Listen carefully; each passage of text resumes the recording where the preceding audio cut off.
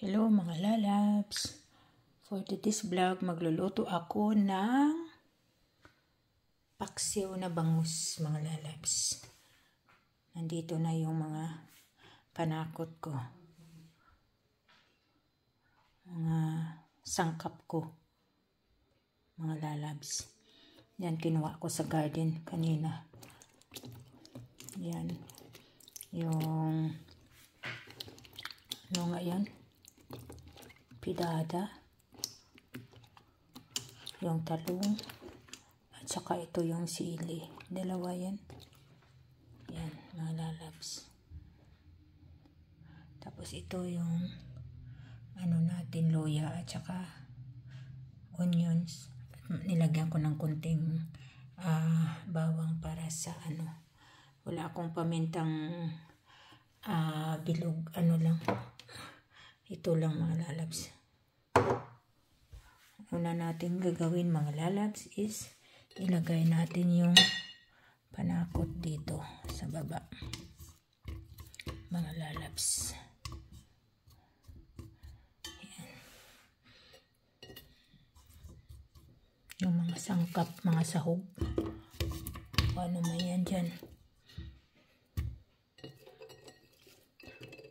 Mga sangkap, mga sahog, panakot. Ano naman klase yan? Diyos ko Lord. Yan, ilagay natin mga lalabs. Tapos, pagkalagay natin, ilagay natin po yung bangus natin. Yan. Yan.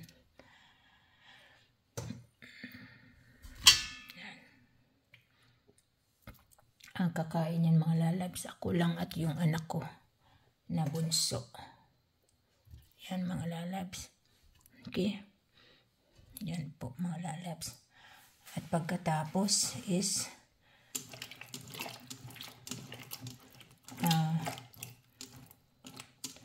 lagay na natin ito lahat. Mga lalabs. Yung sa sangkap. Diba? Mga lalabs.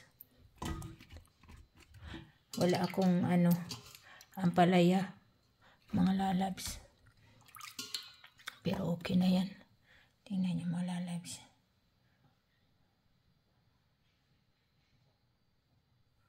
Tapos mga lalabs, lagyan natin ng paminta.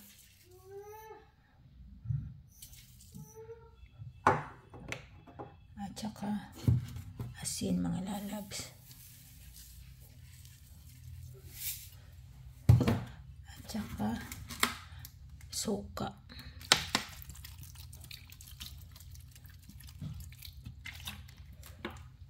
Ganyan sa amin mga lalabs, isahan na lahat. Tapos baka sa inyo iba ganyan na yan. Kasi yung iba nakikita ko, niluluto muna nila yung isda tapos ilagay yung gulay. Sa amin isahan na yan mga lalabs dahil ang isda naman mga lalabs hindi yan kailangan ng ilaga. Mga 25 minutes lang yan. Lagyan natin ng tubig mga lalabs.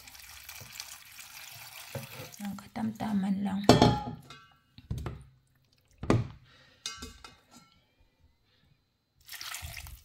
So, yan mga lalabs. At pagkatapos yan, takpan na natin mga lalabs. Babae bangus. Yan. Takpan na natin at saka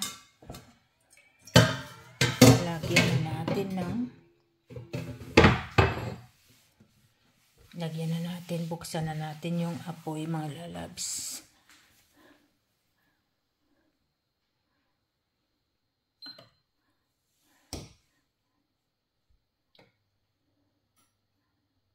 Ayan.